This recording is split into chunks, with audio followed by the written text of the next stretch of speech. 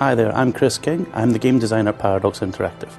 And in today's Crusader Kings 2 video developer diary, I'm talking about the portrait system. At its base level in these portraits, we have 6 types. We have male and female giving us 2 types, and then we have young, middle-aged and old-aged. So this allows us the character to age and look different as he gets older, or she as well. The portraits themselves are a whole series of subcomponents: noses, eyes, mouths, facial structure.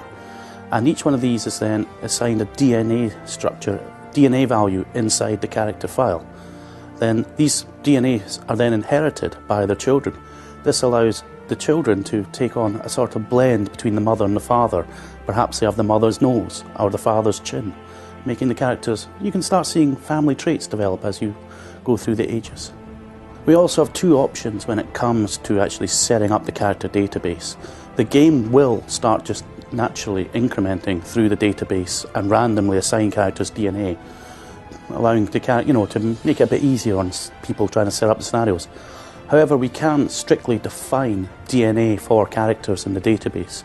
If we have a face structure that to us says Richard the Lionheart, then we can say Richard the Lionheart will have this DNA, so he looks a bit like Richard in your game. We also have a whole number of additional features to the portrait which are not inherited. And this includes, for example, the position a character holds in court will change the character portrait. If he's a king, he'll have a crown. If he's a marshal, he has like a chainmail coif to make him look more military. We can also put cool backgrounds in to make these portraits come alive and look more interesting.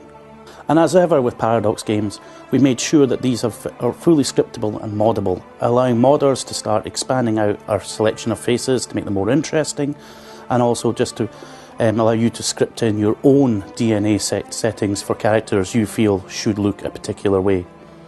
And most important of all, the CK1 big noses have been consigned to the dustbin of history. Characters will now have very reasonable sized noses, making them look far more lifelike than the CK1 huge beaks.